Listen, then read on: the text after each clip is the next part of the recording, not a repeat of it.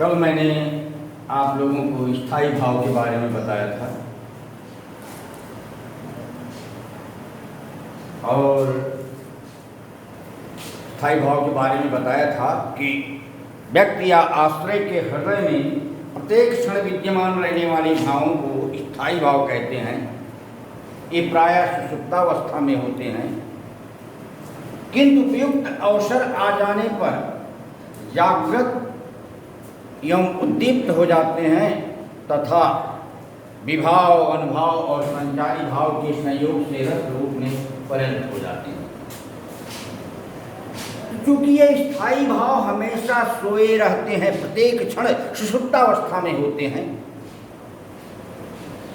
तो और संयोग होता है जब इनका विभाव अनुभाव से, तभी विभाव अनुभाव संचारी भाव से जब इनका संयोग होता है तभी रस की उत्पत्ति होती है। तो स्थायी भाव के बारे में मैंने कल बता दिया था।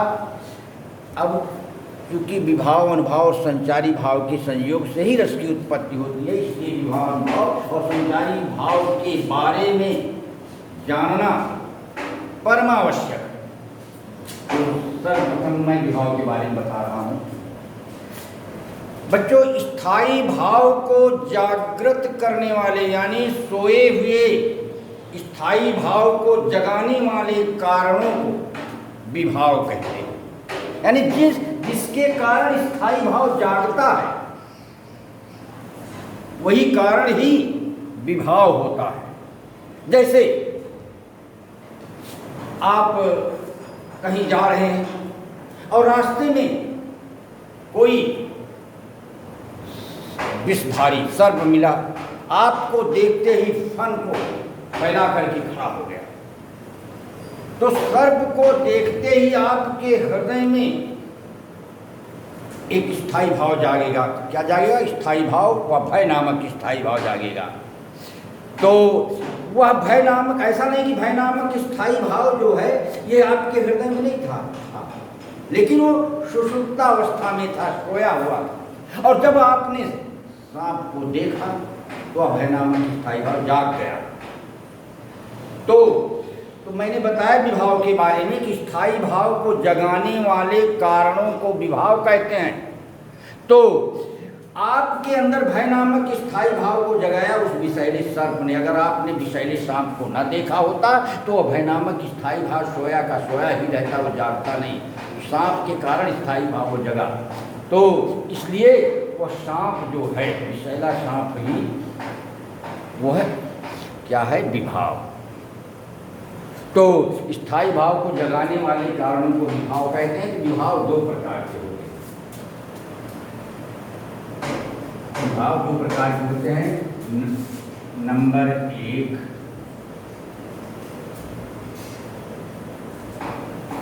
आलम्बन विभाव,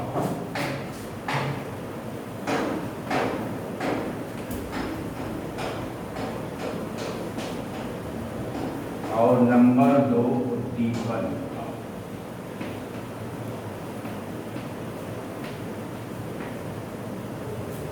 हाँ, विभाव कितने प्रकार के होते हैं? दो प्रकार के। नंबर एक आलम्बन, नंबर दो उद्दीपन। आलम्बन विभाव जिसके ऊपर स्थायी भाव का जागृत होना अवलंबित यानी आधारित रहे, उसको आलम्बन विभाव कहते हैं। तो जिसके ऊपर स्थायी भाव का जागना आधारित होता है तो होता है आलम्बन विभाव। तो ये भी दो प्रकार, इसमें की भी दो हैं, एक आश्रय और विषय।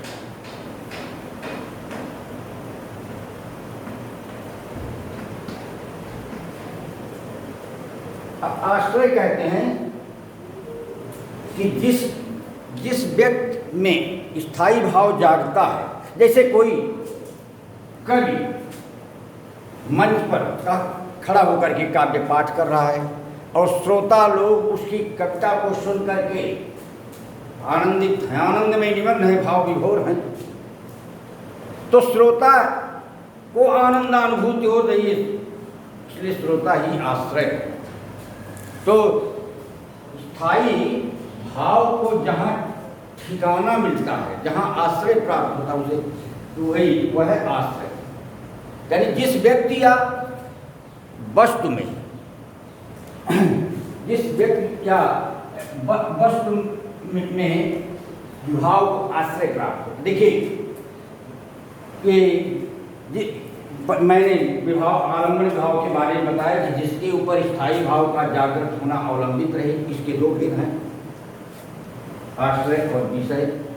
तो जिस व्यक्ति में स्थायी भाव जागता है, जैसे मैंने बताया कि जैसे आप जा रहे हैं, रास्ते में सांप मिला, तो सांप को देख करके आपके हृदय में भय नामक स्थायी भाव जागृत हुआ, यानी भय नामक स्थायी भाव को जागने का ठिकाना आप में मिला, आप आश्रय हैं। और जिसके कारण स्थायी भाव जागता है वो है विषय। तो विषय सांप हुआ, आलम्बन में भी विषय जो है वो सर्प हुआ। अब हम उद्दीपन बता रहे हैं, उद्दीपन के बारे में।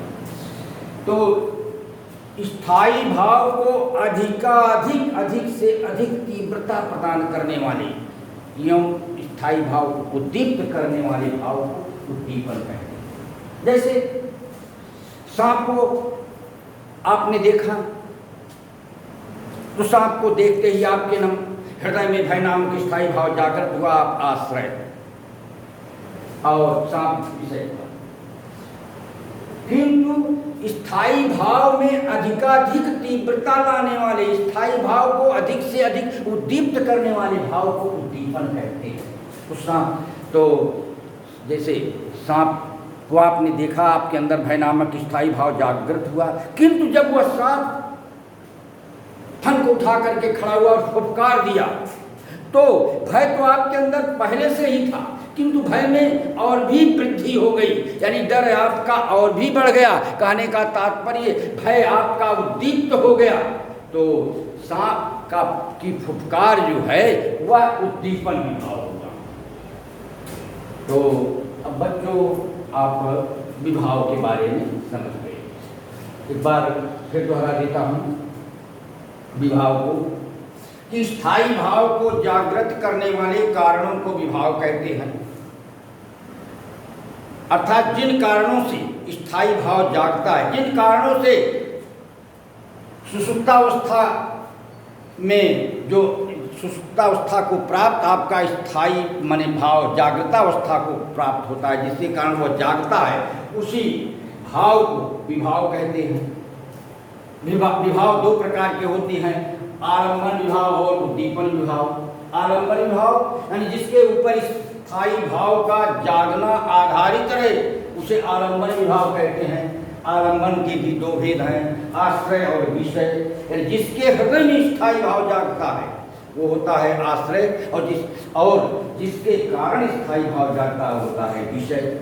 अब उद्दीपन विभाव स्थायी भाव को अधिक से अधिक तीव्रता प्रदान करने वाले यानी उद्दीप्त करने वाले भाव को उद्दीपन विभाव कहते हैं। जैसे मैंने बताया कि सांप तो आलम्बन विभाव है, क्योंकि सांप के कारण ही आपके हृदय में जो पहले से भय नामक स्थायी भाव सोया था वह जाग गया।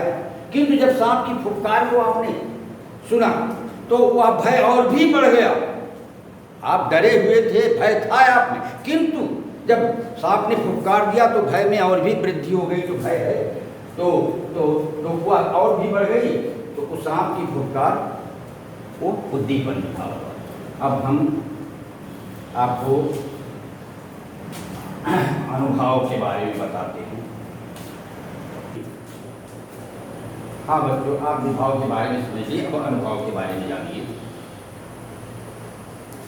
बच्चों, स्थायी भाव के जागृत होने पर आश्रय में विभिन्न प्रकार की शारीरिक क्रियाएं होती हैं। उन्हीं क्रियाओं को अनुभव कहते हैं। जैसे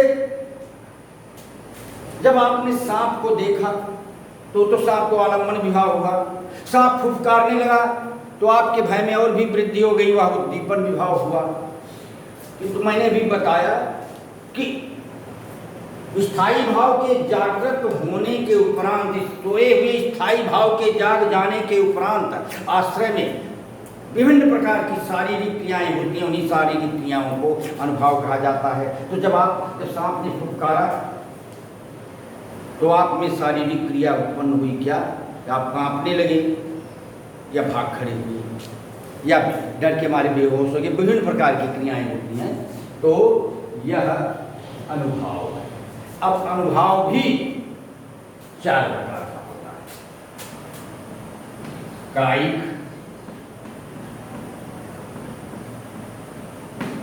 दूसरा मानसिक,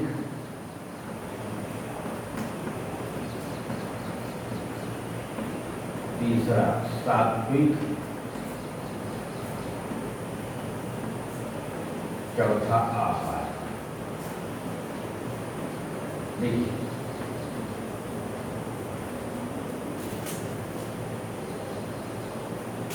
जब व्यक्ति के हृदय में स्थायी भाव जागता है तो उसके अंग में विभिन्न प्रकार के परिवर्तन होते हैं। जैसे सांप को देखने के पहले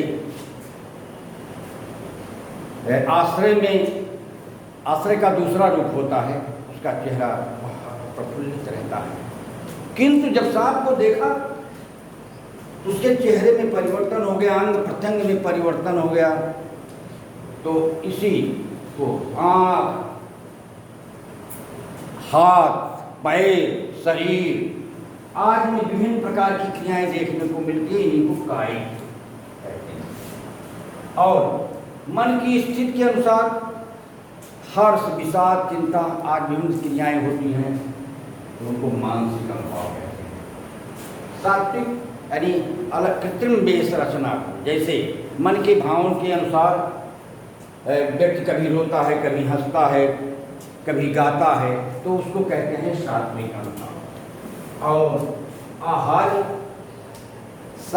व्यक्ति यानी स्वाभाविक विकारों, जैसे मनुष्य अपने स्वाभाविक रूप में रहता है जब, तो उसको कहते हैं आहार।